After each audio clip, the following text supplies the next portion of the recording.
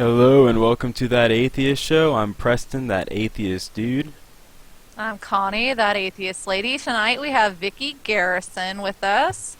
She used to be part of the Quiverfull movement, and she's since become an atheist and left the movement. And she runs a blog called No Longer Quivering. And so tonight we're going to talk with her about spiritual abuse and the long-term effects of that, and the help that's out there for women who are looking to leave spiritually abusive situations. So, Vyckie, how do you look back on the Quiverfull movement now that you're an atheist and you're out of it?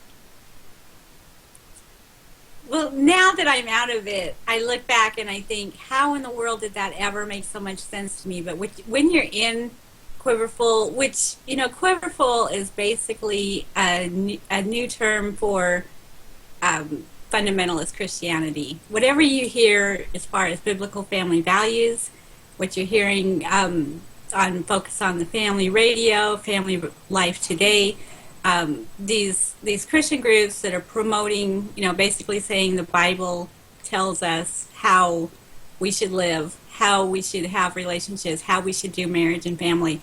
I mean, that's basically Quiverfull. It's just the Quiverfull believers are the ones who really get it in their head that God has a plan for their lives and that God knows the best way to do family.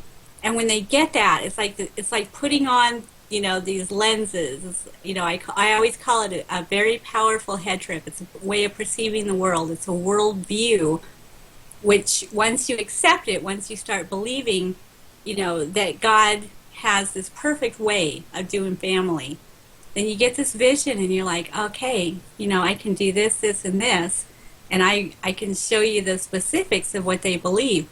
But once you get that, it's like you all of a sudden have, rather than a relationship with reality, you have a relationship with the Lord, and you filter everything that happens in reality through that lens of biblical worldview.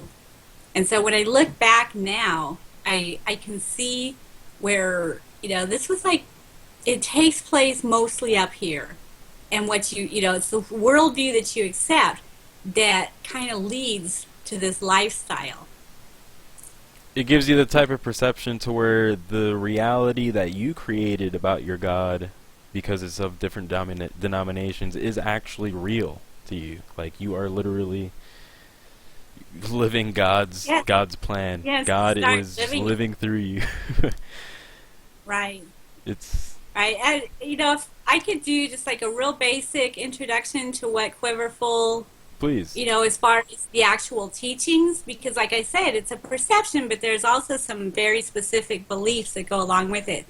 And if you want to put up that quote from Psalm 127, yes, it's that up is now. the basis of Quiverfull, is the idea that children are an unmitigated blessing from God.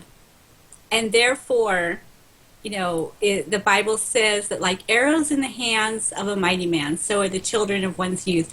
Blessed is the man who has his quiver full of them. And that's where the term kind of comes from. But the idea is that you just want to be open to receiving as many blessings as God is going to send your way. And so basically, no birth control. And part of what goes along with that is very much a dominionist kind of worldview in which, Christians are meant to actually manifest the kingdom of God on earth. And the way to do that is simply to outbreed everyone else. You just need to have a lot of these little arrows for God's, basically holy word. They always talk about it in spiritual terms, of course, but these are actual children. They're not spiritual, arrows. They are actual children. And then the second thing, which is huge in Quiverfull, is patriarchy. This idea of headship and submission. That God created the man to be the leader. He is the one who is to instigate. He's the one who, is to, I don't want to use the word dominate, because they don't say that, but they say take dominion, kind of to have that authority. And if you put up the graphic that I shared with you Umbrella? on, yes, the umbrella of protection. This is how spiritual authority works. You know, Quiverfull and fundamentalism is very much about hierarchy. You've got God at the top, and then you've got the family. And within the family, you know, the husband is definitely the head as far as spiritual, you know, authority and jurisdiction is one of the words that they use. And so when everyone is properly in their little spot, you know, playing their role, the wife is submissive and then the children are obedient.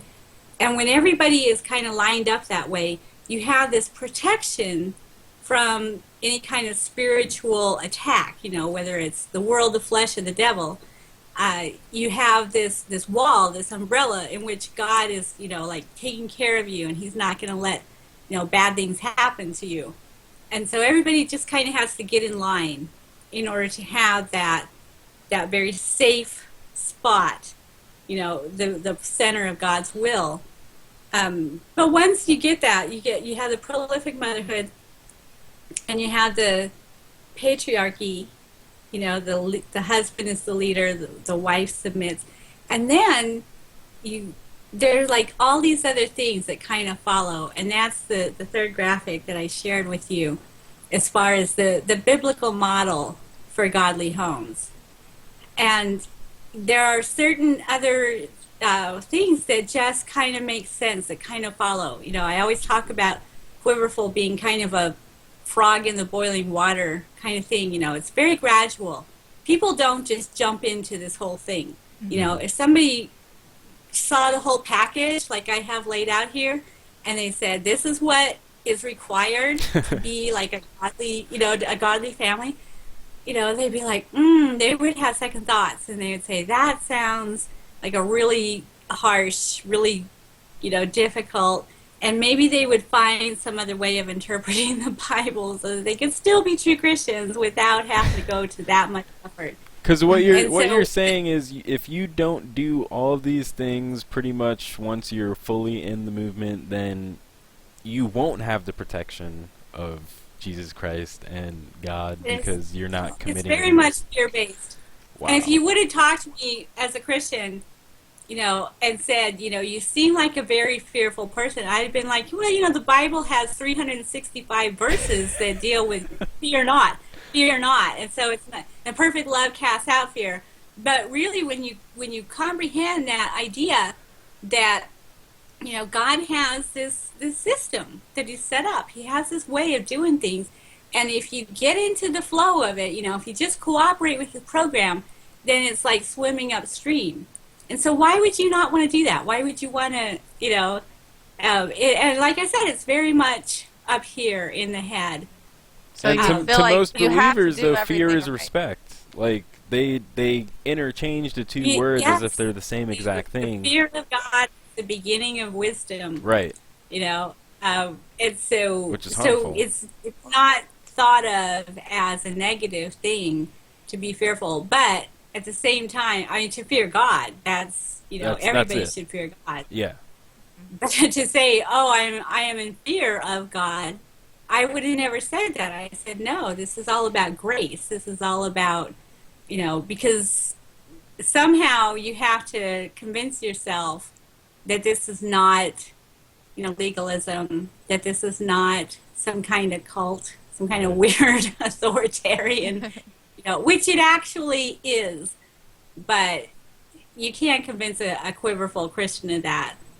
So, well, one thing we were talking about last week was child indoctrination, is that people grow up in these beliefs and they're able to easily fall straight into these crazy, ridiculous, obscene rituals to where it's just like, well, I already believe that a rib came out of a woman and made or a rib came out of a man and made a woman, so, you know, why not believe that I need to keep making babies and not worry about my body? And in Quiverfull homes, it goes a step beyond that.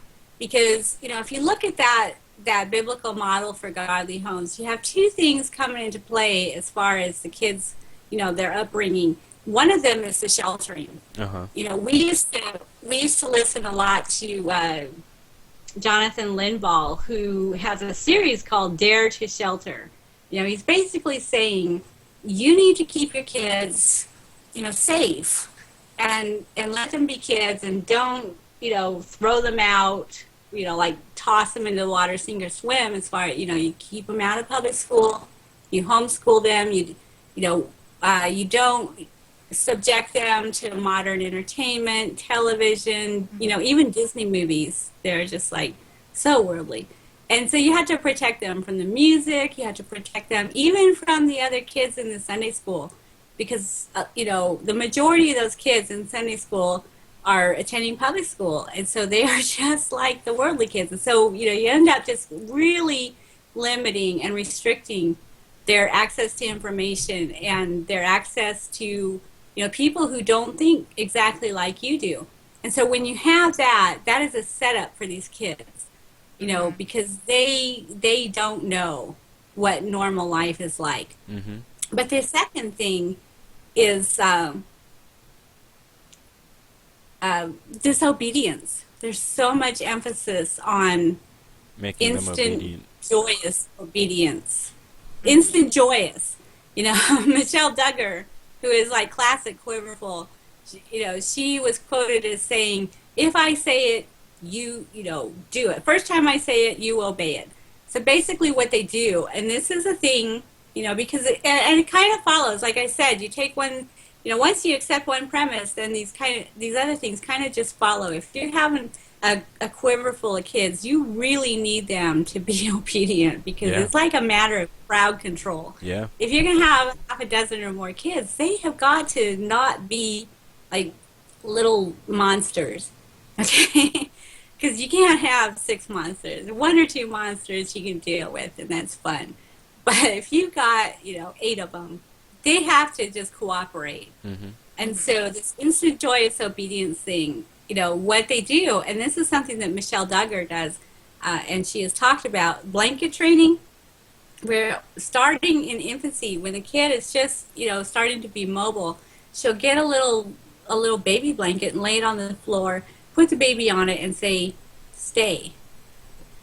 And inevitably, the baby is going to wander and get to the point where, like, a hand goes off of the blanket or a foot, and she'll whack it, just a smack, and put the baby back on the blanket and say, stay.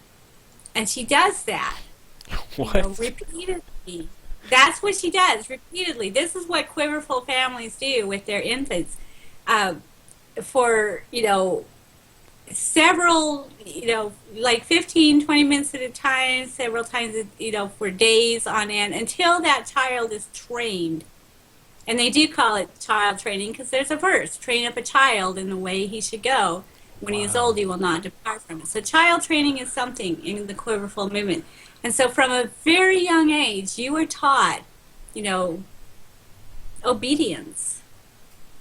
Mm-hmm. And so that combination of the sheltering and the, this conditioning to be obedient, if you ever want to question something, if you ever want to have an independent thought, where is that going to come from?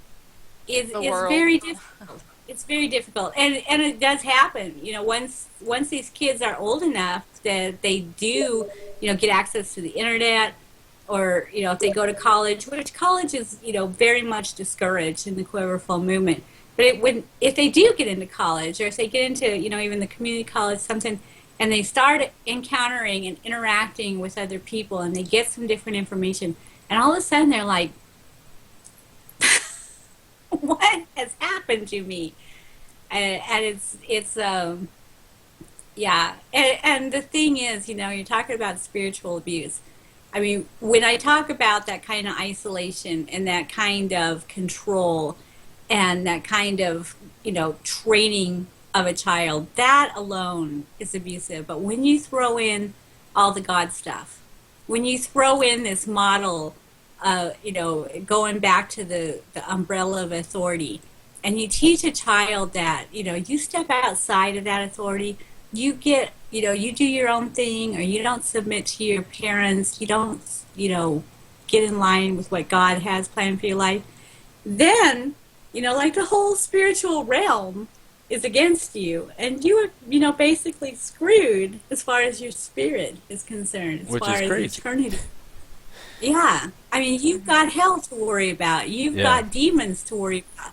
And so that's where the spiritual abuse comes in. Like, it's already bad enough if you're afraid that you're going to get a spanking. But if you think that God's pissed and that he's going to, send a demon to bring you back in line, then that's where the whole head trip comes in. That's where the whole mental part of it. And it's just like, it's very all-encompassing. And it's overwhelming. So it's like all of this sheltering, they frame it within the movement as protecting the children, but really they're not protecting them from anything. They're just keeping them under control, and it's actually very emotionally damaging, because if they, I mean, first of all, they're so secluded. It's limiting their options for life.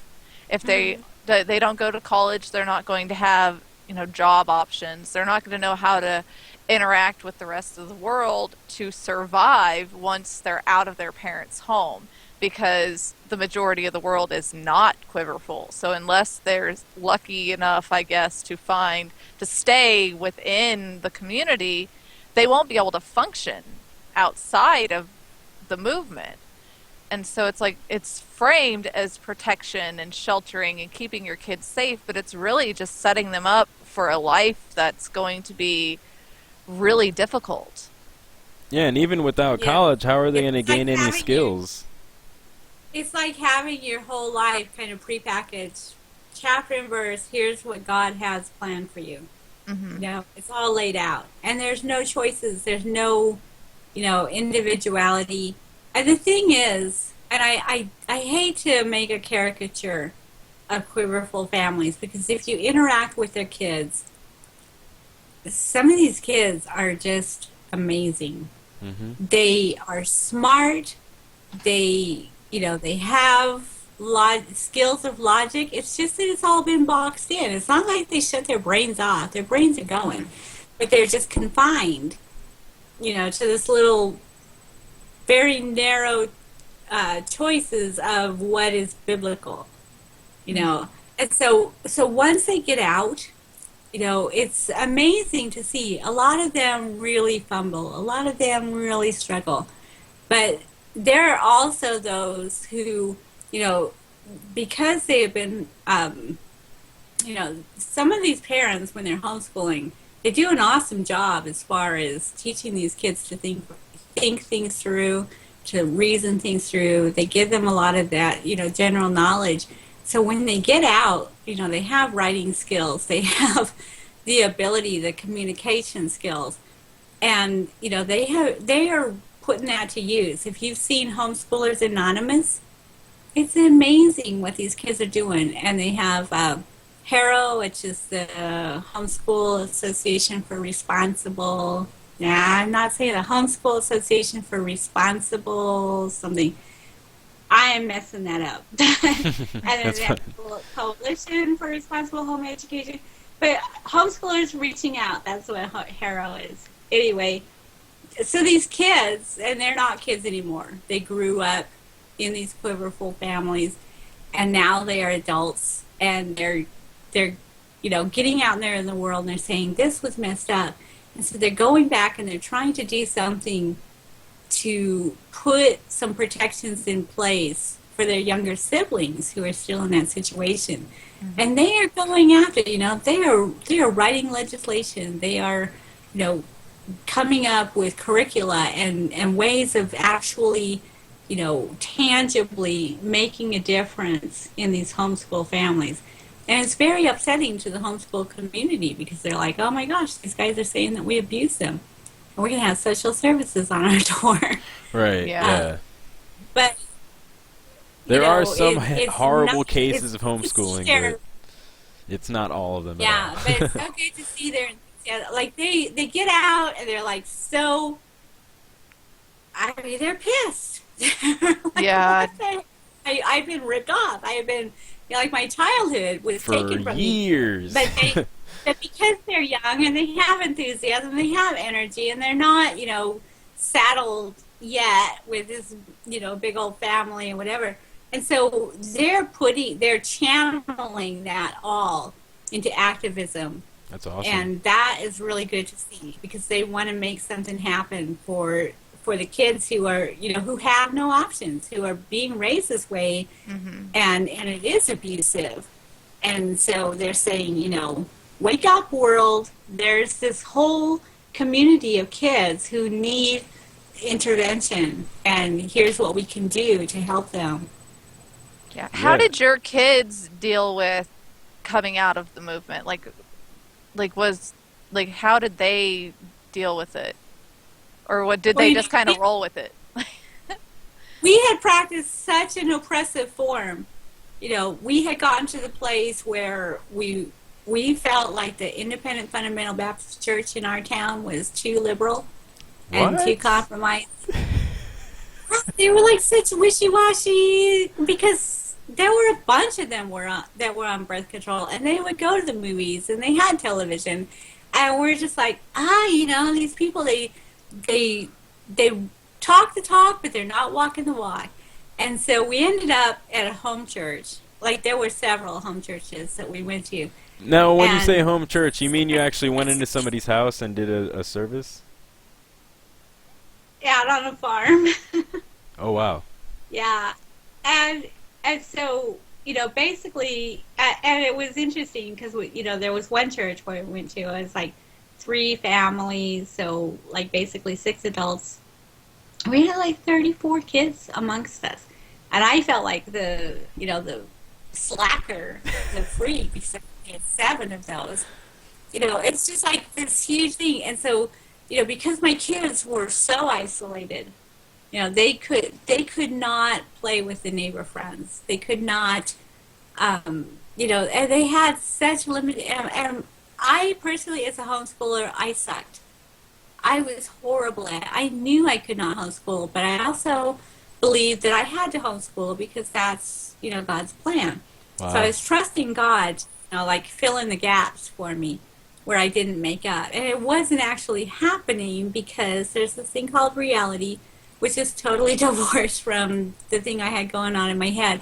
So my kids, when I got to the point where it was like, we are done with this, they also were so happy to just be like, yes. And I put them in public school, and that was a big decision because, they had been so sheltered and they were so behind. I was like, oh my gosh, they're going to go in there and they're just going to be like completely lost. They're like, what are we doing? And I called a family meeting. I was like, what do you guys want to do? And they didn't know either because they also understood their position.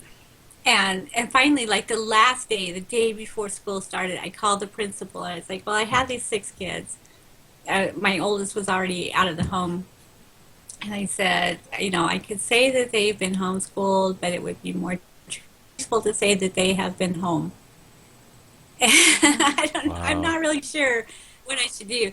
But he was so cool. He's like, just bring him down and, we'll just talk. And I took them to school and he gave them, the tour, and he talked to them, and he explained how things work and everything.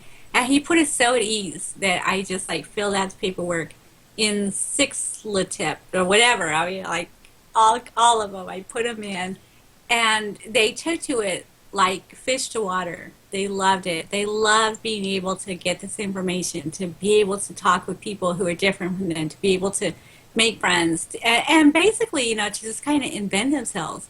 Mm-hmm. Because they had been, everything had been so pre-planned for them. And now they didn't have to be a certain way. They could just kind of make it up and say, what am I like? What are my interests? What are my, and it was cool watching them almost like come alive. They were being freed, literally. Yeah, they were able to discover who they were as people rather than being told who they are. That's beautiful. Yeah. And it was amazing. It was a super experience. That is amazing.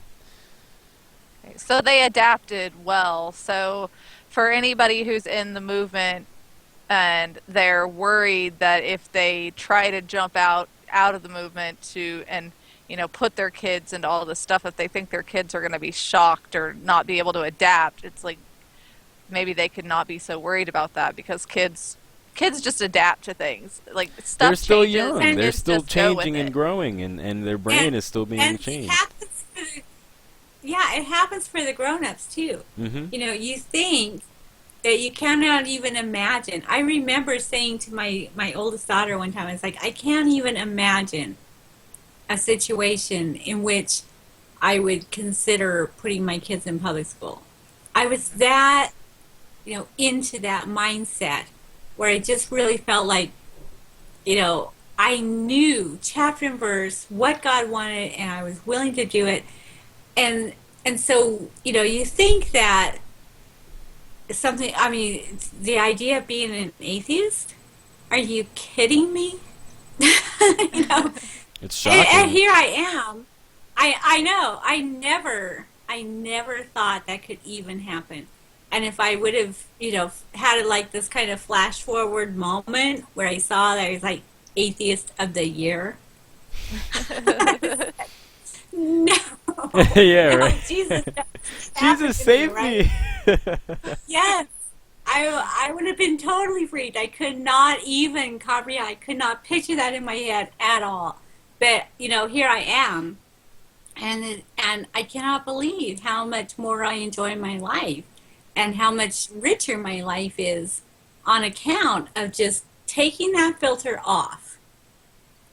Just me and reality. And reality, yeah, there are problems. Not everything is always amazing. My kids struggle with stuff. I struggle with stuff. Shit happens.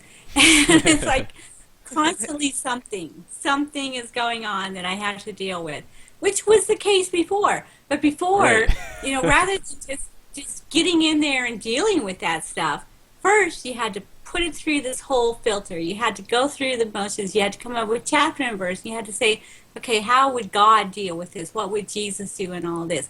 And now it's like, okay, you got a problem, you Google it or whatever, and you just deal with it. Google is God. It's I know, right? You changed one G word for another G word. What would Google say?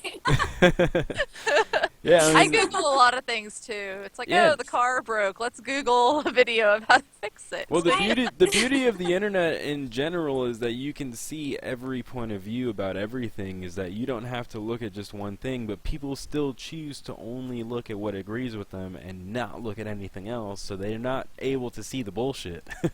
They just see their one view, and they're just like, "This is right because this is what I was taught." And this is what's happening to religions. This is what's happening to spiritual abuse. I don't know if you heard about the psychologists recently that they call it religious trauma syndrome, to where Yes. you hear about that. Arlene Windows. Yeah, she came up with the term, Mhm. and she is working to get that added to the DSM manual to, as an actual psychological thing. It's and a real thing. It's true. It's as real as PTSD, because when you go through that, the trauma of feeling, because it's bigger than just what we have in reality. In reality, we have life, we have health, we have relationships, we have all of this, which is enough to have to deal with. Yeah, right. And depending on the circumstances and your perspective and everything, it can either be, it's kind of a roller coaster ride, right? Absolutely. It's like there's so many variables and everything, but you can get through that. But when you have to have all of this stuff up in your head about this other realm of angels and demons and heaven Afterward. and hell and eternity, when you add all of that into the mix, then all of a sudden it's like, it's a simple, like you said, you have a car problem. Okay, you get a flat tire, dang, call AAA, or do you just, get out and change it yourself? But if you're in that mindset, then all of a sudden, it's like, what did I do? Yeah. instead Is of it it being circumstance, it's just, there? yeah. It's that Is you this did the something devil wrong. just trying to keep me from, Temptation. being a good testimony? It's like you have to Oh. figure out all this Yeah. stuff. I see that. What's God's point for this? What does God want me to do? Right. Yeah, I see know? that a lot with my family's Facebook posts, and it just freaks me out because, like, something seemingly minor will happen, but they get so in their head about how God must be trying to tell them something because Yes. their alternator went out. Everything that happens. You know, like, and it's like, oh, what is God wanting from me? What did I do wrong? Why am I being punished? And then, like, I've actually seen them post, like, oh, devil, you're not going to be able to get me down. And I'm like, dude, you're just, like, it's not that big of a deal, man. It's like... Right. Just call AAA and get this thing taken care of. Yeah, exactly. Like, and they've said to me that they don't know how I get through all the things that I deal with in my life without having God to help me through it, because like I have lupus and rheumatoid arthritis and I have 4 kids and crap's always going wrong, but it's like I get through it because I'm just like, okay, Let's that handle happened. Let's do what we got to do to fix it. And it's like there's not any of that stuff mucking it up. But I remember back when I was a Christian, I had so much less to deal with then. I didn't have kids when I was a Christian. I didn't have a house that things were breaking on. I rented an apartment, It was like there wasn't all this extra stuff happening to me. My life was pretty damn simple. But my brain was constantly going like, if I didn't reach my sales goal at work, I'm like, oh, God didn't give me enough newspaper subscriptions this week. How am I going to pay my rent? It was like it was nothing. It's a lesson. Did I not pray enough, or why not? Right. Yeah. Why didn't God bless me with enough commission? Because like it was just so stupid. You should have spent more time with your Bible. Yeah, right. You should have read more. I should have read my Bible more so that people would buy more newspaper subscriptions from me. Maybe you should have just witnessed to more people, because if you're not willing to confess to more men. Yeah, it was just such. Yeah, it didn't make sense. A huge head trip. Well, one and thing it's that really I said. Interesting because when I talk about Quiverfull, and I start talking about the specifics of what Quiverfull actually is, so many people relate. That's what has made No Longer Quivering just take off, is because people are like, I didn't have half a dozen kids, or I didn't have this like asshole husband who wanted to dominate me, and they start talking about the head trip, what was going on up here, and they get it, and they're like, that is exactly what has been tripping me up, what is keeping me from being able to just live my life, Right. And just be able to use my brain, just be able to interact with reality as reality without having to, bring all this other stuff into it. Yeah, because you're constantly looking for a sign of what you should do.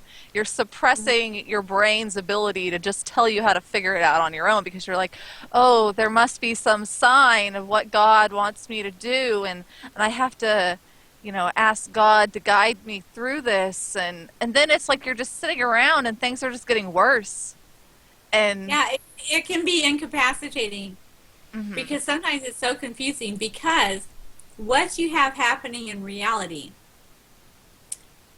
is so disconnected from what you have been taught.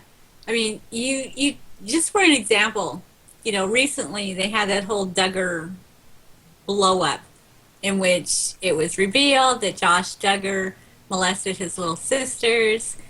And, in a situation like that, where you are doing everything chapter and verse by the book, okay? And that's what the Duggars were doing. They're submitting to God, they're submitting to each other, they're doing everything according to what they have been told. This is what a biblical family looks like. And yet, this is happening in their own home. Yeah.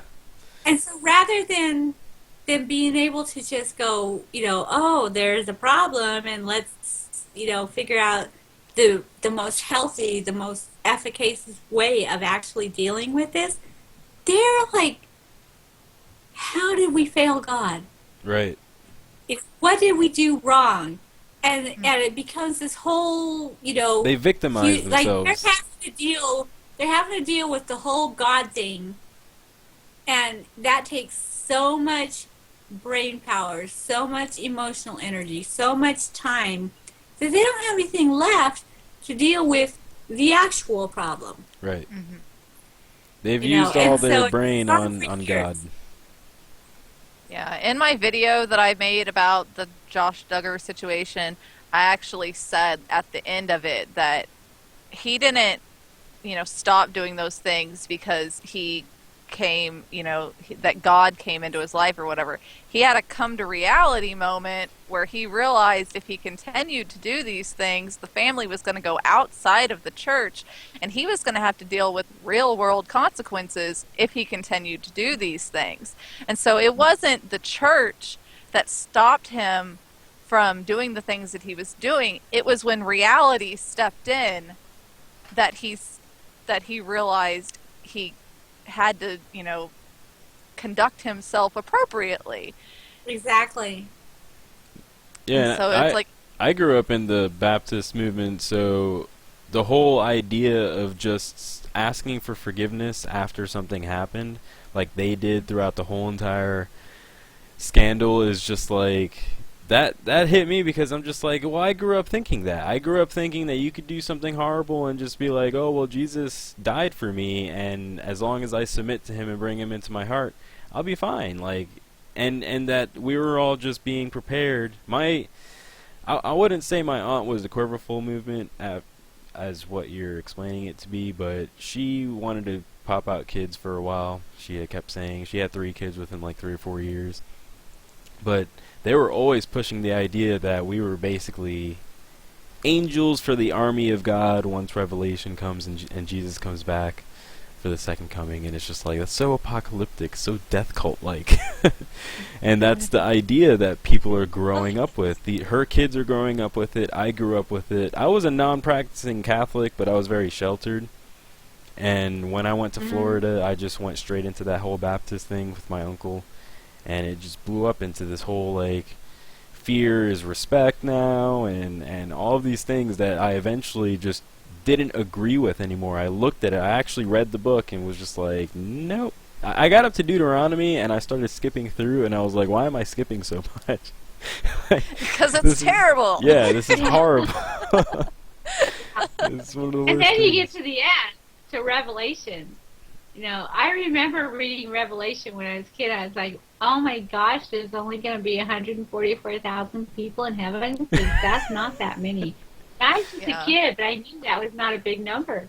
Wait, is that a Quiverfull thing, though? After I became a Christian, and it's interesting because... What's that? Is that Jehovah's a Quiverfull thing?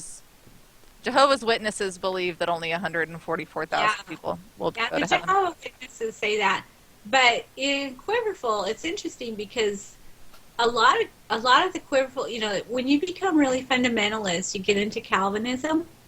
And within Calvinism, there is this whole preterism or postmillennialism, in which they don't really believe that, there's going to be this huge apocalypse, and then there's going to be the rapture and the end of the world and all of that. They believe that the second coming of Jesus happened in AD 70 with the destruction of the temple in Jerusalem. That was the end of their world. The end of, that whole system, which was, they kept all those records and the, genealogy to say, so that you could prove that you were the Christ. And once Jesus came and he was it, then, it's all destroyed. And so, it's like, and now we enter into the new millennium. And Quiverfull believers, a lot of them, believe that, that Great Commission, where Jesus says, go into all the world, make disciples of all nations. They believe that that's going to be fulfilled. It's not going to be this, sad thing in which the world just becomes so horrible and so miserable that God, just like snatches all the Christians away and lets the world just, rot. they believe that through childbearing, through, that we're just going to have so many children and we're going to, basically outpopulate everyone else, and we're going to raise up these Christian children, and they are going to, usher in the kingdom on earth. And so it's very dominionist. It's very, we're going to take over every single institution for God. And that's why they're trying so hard to get into government. Yes. They are very theonomic. They very much want to, take back America for God, take over the entire world for God, and basically take the Old Testament, what God delivered to Moses, and say, this is what is, the best civil government for the entire world. Wow. Kind of like what's going on in some of the African countries, like in Uganda and things, where they've actually gone all Old Testament. And with their laws where they're actually stoning people when they do things wrong and stuff like that. Crazy. Yeah. Yeah, I mean, it is crazy, but when you're in that mindset, I it's know logical. there were plenty of, if it's in the Bible, that makes it biblical, and then you just find a way to convince yourself that, God knows best. And so, very much, Gary DeMar, I'm trying to think of, there are these dominionists who, and preterists, who are like, yes, of course, you actually, literally stone homosexuals to death. Yes, of course, you actually, literally stone adulteresses to death. And that's what they want to put into law. Yeah. They want public executions. I met somebody on my Facebook that sent me a friend request because I was a hateful atheist, and he wanted to call for Planned Parenthood to be shut down through Scripture, and he called for the execution of abortion doctors and all this crazy stuff. And it's just like, you're calling for the Old Testament things. You sound like a Muslim extremist. And he's just like, no, I'm a theonomist. And it's just like, that's the same thing. What are you talking about? Yeah. Yeah, he went nuts because he said he sent Preston a friend request simply because he said that Preston is the most hate-filled militant atheist he's ever encountered. Yeah. And I was like, what? Well, this is what Atheist of the Year looks like, and I know I'm scary. Yeah, right. Yeah. Now, being an atheist, what kind of things have you done outside of the organization as far as improving your life? Like, have you studied more of science than you've ever studied before in your life? Have your kids studied science and things like that more than ever before? Because I know atheism for me was a huge thing with science. Was just like, science is freaking awesome. God has no proof. Science works. That's how it worked for me. Well, I have an interesting little story about that because homeschoolers, Christian homeschoolers, they're all into creation science. And I remember going to an Answers in Genesis seminar. Ken Ham? in Lincoln, Nebraska. It was actually Dwayne Gish who was leading that one. But yes, Ken Ham was huge. And Ken Hovind, we had all of his DVDs. But when I was at that Answers in Genesis seminar, I remember that Dwayne Gish was, because he likes to debate about creationism versus evolution and everything. And so he was giving talking points. And at one point he was like, so here's what the evolutionists say. And here's the biblical response to that. And one of the questions, he's like, this is what the evolutionists say. And, this is their big objection to biblical Christianity and creationism. And he's like, so they say, how in 24 hours is it possible that Adam was created, named all of the animals on the planet, and still had time to get lonely? And so he went on, and he like gave some kind of explanation. But I'm sitting there, I didn't even listen to his explanation because I'm thinking, that's a really good question. I never thought of that one.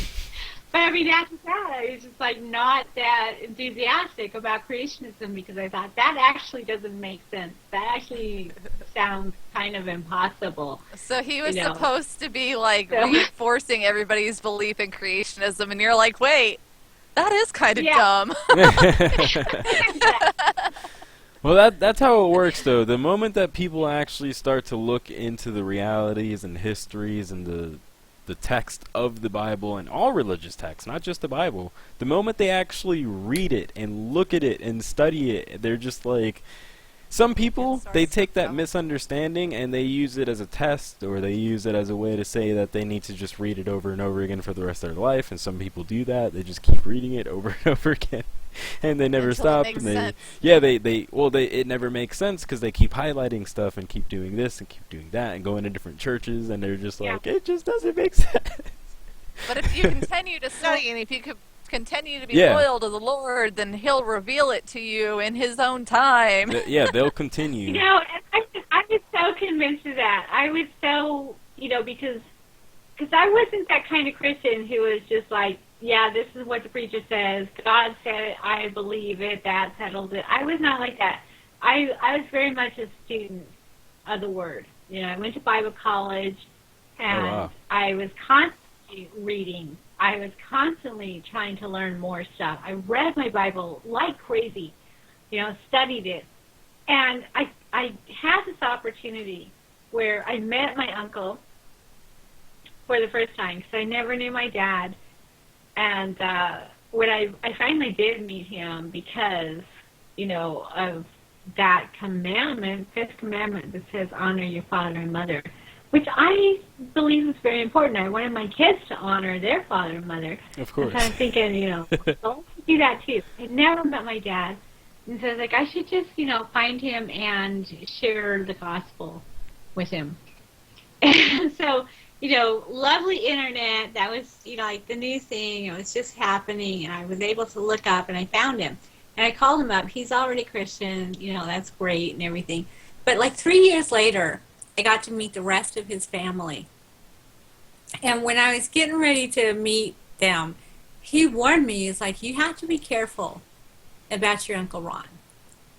Because he's not a Christian, and he's kind of tricky, and he's going to try to confuse you. And I'm like, what? Are you actually worried that somebody could, make me doubt? Somebody could, somehow have some kind of impact on my faith, because I am the most Christian I know. I am so tight with Jesus. I have risked my life on several occasions because I believe this so strongly. That's awesome. And I knew all my Christian apologetics. I knew my Bible. I knew Jesus. He was living in my heart. I was like, this is not even a possibility. But I met my uncle. And I really liked him. He's a really nice guy, and he's so smart. And immediately we just had this connection. And I was like, oh my gosh, this guy, I really want to know more about him. I really want to, just talk with him. And so when I got home after that trip, he had emailed me, and he said, I was really impressed with your family. I could see that you're all countercultural, you're very deliberate, you're very intentional about the way that you're doing family. And I just want, I admire that. I want to know if you'd be interested in getting to know me. And that was the beginning of this major email exchange. And it gave me this opportunity to just like go back and revisit all of that, because everything that I believed, I had settled, in my 20s. I knew it, I believed it, I was like this, and then I had just gone with it and started living it. I had the babies, I submitted my husband, I had this Christian newspaper that we were printing, that was our family livelihood, all of this stuff. But I finally got to this point where I could just go back and try to explain why I'm doing what I'm doing to somebody who doesn't believe that the Bible is the living Word of God. Mm-hmm. That's So I had to it. kind of like step outside of that and say, okay, without appealing to scripture, without citing chapter and verse, how can I explain what I'm doing, why I'm doing it, and not sound like a completely, crazy person? And so I dug in. I did so much studying. I read so many books. And I was like, trying to figure out how to make sense of this without that firm foundation of the Bible, the solid rock of Jesus. And the more that I looked into it, the more I was like, I can't do it. it actually doesn't make that much sense. So what Yeah. you're saying is talking to an atheist as a full-on believer, trying to make sense to him to bring him to belief, couldn't make sense enough for you to do it. that is Yeah. that is So a fact having of religion. having a polite sounding board for your beliefs unraveled your beliefs. It did. Not being Because I able to really- call to the Bible even rattled your beliefs because Yeah. you weren't able to go verse for verse and just use that as a shield, basically. You The couldn't thing that really rationalize. messed me up, the thing that made me really like trip me up and I could not explain is that, my uncle is like a really good person. And you're supposed to and have I God.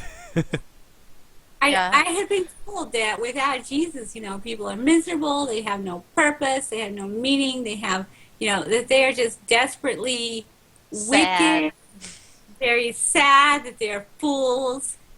All of this stuff that I had heard about what atheists are like. And my uncle wasn't like that. He was a nice guy. He was a good guy. He cared. Just seeing how much he cared. I was like, how can I explain that? Obviously, he must actually, in his heart, really believe. That's what I told Yeah. myself. Wow. But That's what Ray Comfort told me. One time when I got into an argument with Ray Comfort, he told me that deep down inside I really had belief, and that when things in my life got bad enough that I would realize that I actually believe it. And I was Yeah. like, I'm done talking to Ray Comfort. that's the story, right? But when I encountered somebody who was actually a good person, was a nice person, a caring person, a loving person, a moral person, who didn't have that belief in God, who didn't have that relationship with God, who didn't even believe that God existed in the sense that, Christian fundamentalists do. It was like, how do I explain that? Right. So, but it was really an opportunity for me to get a different perspective. I had that whole head trip going on. I had that whole ideal that this is, everything revolves around God. And just being able to have a conversation with somebody who was not in that head trip, who didn't share that worldview, who had a completely different outlook on life, and being able to have that conversation. And it kind of gave me this opportunity to get outside of my own head and to say, okay, how does this look from this perspective? That's all. And it was life-changing for me. Yeah. That's what I So mean. That's that's kind of what happened to why- me with my brother. I was in the fundamentalist Baptist and all that stuff, and he came, showed me some music, and he was telling me all these things. And then I heard a song from A Perfect Circle, where he's talking about his grandmother, and how she has cancer, and he's like, she didn't do anything wrong. Why would you let her die? She believed in you. She prayed to you. Why are you just letting her have cancer like this? What's wrong with you? And I was just like, that's a really good question. I was like, she didn't do anything wrong, and now she has cancer. What's up with that? Like, you're the all-powerful God. Good.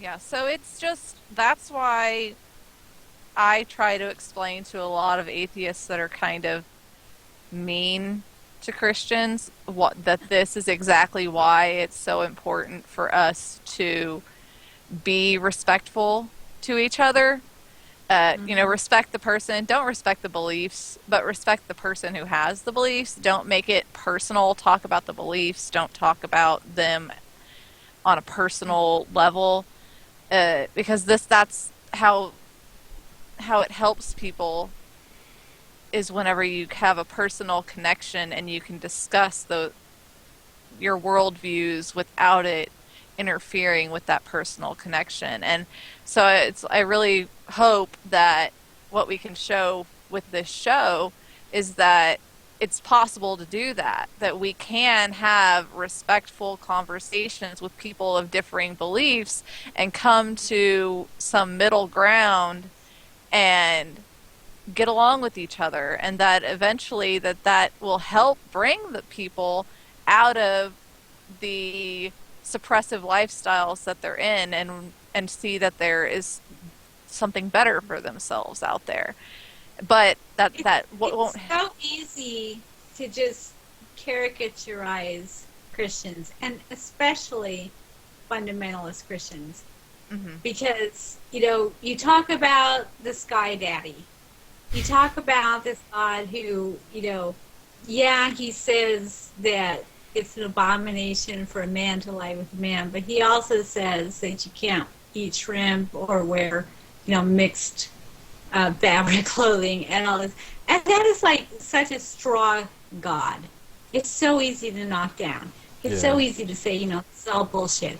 But no true Christian, nobody who really believes this and who is in that headspace is worshiping that God. So you can knock the fuck out of him, and the Christians are going to be like, it doesn't matter, because that's not the Jesus that I love. That's not the Jesus. Yeah, because everyone has their own personal God that they've made up in their own personal. And so the only way, you are not going to talk somebody out of their Christianity. You're not going to, chapter and verse, out Bible them. You're not going to out logic them. What you need is to know them, to actually have a relationship, actually care about them. That's the thing that's going to get to them. It's all about the heart. And if you get to their heart, if you get to their, do you care about me? Do you even, you can just knock you can have all of your apologetics, you can have all of your arguments and all of the, contradictions of the Bible and all your science, etc. And all of that is good. But until you can get to their heart, because they got Jesus there, until you can get there and say, here's somebody who actually cares about me. Here's somebody who is, human, that I can relate to. Until you get to that point with them, then everything else, they've got this head trip going on where they've got confirmation bias, they've got persecution complex, they've got all of this stuff going on here that, it's like a shield. It is. That mentally is going to keep them from interacting in any way. It's like everything that you throw at them, they got that umbrella of protection going on, which is not going to get through. And so it's you not. have to get under the umbrella with them. You got to exactly. work your way in there. So, and it's huge to actually have somebody who cares about you. Yeah, you have to get in there and knock Jesus out yourself. Because really, at the core of it all, the whole reason that they need God and need Jesus is to have somebody that cares about them. It's because they feel like that's the only being that truly knows them and cares about them. So if they can see that it's possible to actually have these real connections with other human beings, and that other human beings actually care about them more, like their actual well-being, than this God that they've let suppress them their whole lives, it kind of just opens up this whole new world of, wow, people actually can love me, and that it's real. It's a real connection. It's not a conversation in your own head. It's right. Because Christians constantly say, you know, it's not a religion, it's a relationship. Yeah. That's what they want, relationship. They Right. want a relationship. And if they can have a real relationship with an actual person who they can, you know, through their five senses, see and touch and feel, you know, all of this, that's an actual relationship. If they can experience that, then there's that need for significance, that need for purpose and meaning and everything that they're getting out of that, you know, head trip that they have going on. If they can bring that into reality and say, here's somebody who cares about me. Here's somebody who I am significant to. Here's somebody who I mean something to. Exactly. It means You know, everything in the world. Yeah. It means everything because it eliminates the necessity to invent a relationship. If you have a real relationship with a true person. That's a really good point. Yeah. Yeah, and so that's why we just got to start being nicer to each other, really, because it's just so easy to be mean and hateful to each other and call each other stupid and everything else, and that's just it. Nobody's getting any fulfillment out of that, and so that's like my whole saying: each other is all we have. Once we realize that each other is all we have, and we treat each other as if each other is all we have, then the world's just a so much better place to live in. People are just nicer to each other. So, and now we've been going for an hour now, so it's probably about time to wrap things up. Maybe we could have you on again sometime. Yeah, definitely. That'd be so awesome. much stuff to talk to you about. Quiverfull Christian fundamental is a huge topic. We It have is. just skimmed surface. Yeah, there's so much more. We to should talk definitely about, come back so. to it. I agree with that. Yeah, so we'll have you on some other time. And right now, the big thing that we're trying to get people to do is go to thatatheistshow.com, and there are stickers that we're selling with our new logo, and that's going to help us get the funding for promotional materials and It'll help us. It'll support it'll help us a lot with Sweet. with improving So the quality. And definitely subscribe to our channel below. Do not forget to subscribe if you like what we're doing. Check us out on Twitter. Check us out on Instagram. Pretty much every social media site that you could think of, we have That Atheist Show after an @ So definitely explore for us. Thank you for watching, and watch out for Vyckie coming back on again sometime in the future. Well, that'll most likely be talked about, on any of those places. So go follow us in any or all of those places, and you'll get to know the next time we'll be talking to her. And check out her blog, No Longer Quivering, on Patheos. And have a good night. Thank you for watching That have a good night. Atheist Have a good Show. week. See you later. Bye. Bye.